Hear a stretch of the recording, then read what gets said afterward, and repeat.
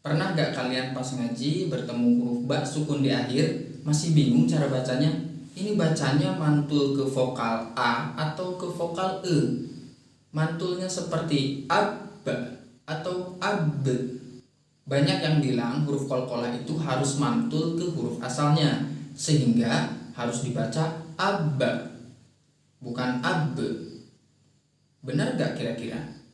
Ternyata itu kurang tepat teman-teman, karena bisa mengubah sifat huruf dari qalqalah tersebut. Hari ini kita akan bahas bersama dan kita bongkar bagaimana cara baca qalqalah yang benar sehingga bacaan kita lebih fasih lagi.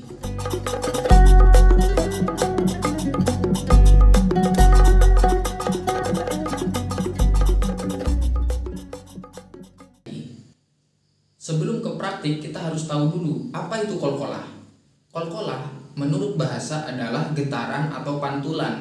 Qalqalah hurufnya ada 5. Biasanya kita singkat dengan baju di toko.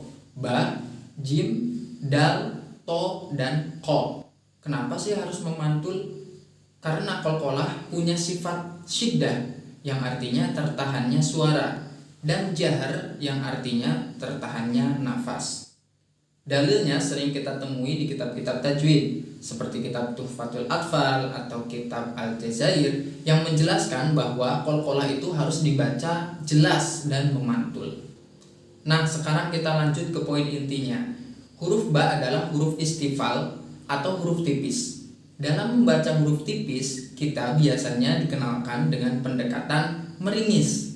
Dan sebaliknya, ketika membaca huruf-huruf yang tebal, biasanya kita menggunakan pendekatan menganga. Kesalahan yang sering kita jumpai, banyak yang mengira huruf qalqalah ba sukun memantul ke vokal A seperti ab. Padahal yang benar adalah ab. Kenapa? Karena huruf ba tipis berawal dari meringis ba, sehingga ketika dibalik menjadi ab. Coba bandingkan bacaan ini. Sayasla naran zata lahab. Contoh kedua. Sayasla naran zata lahab. Menurut teman-teman yang betul yang pertama atau yang kedua? Jawabannya pasti yang kedua. Huruf istifal dalam qalqalah itu bukan hanya huruf ba, ada juga huruf dal dan huruf jim. Ini sama halnya seperti huruf ba, dalam arti dalam mengucapkan huruf jim dan dal harus diawali dengan meringis atau istifal atau tipis.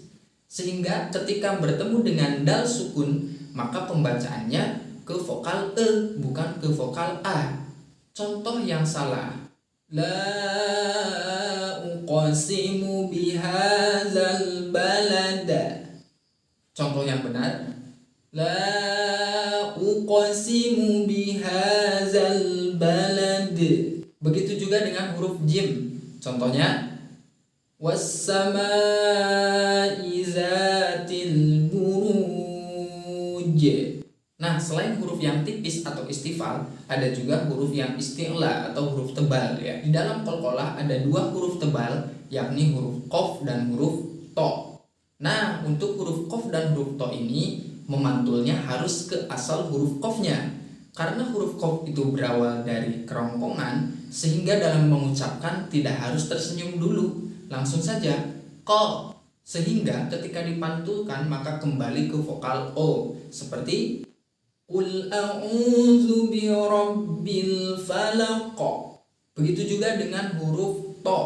Contoh wallahu min waraihim muhit.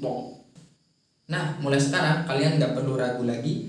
Kalau baca Al-Quran bertemu dengan huruf qalqalah yang 5 ini, perhatikan ini huruf tipis atau tebal. Jika bertemu huruf ba, dal, dan jim, maka pantulkan ke vokal E.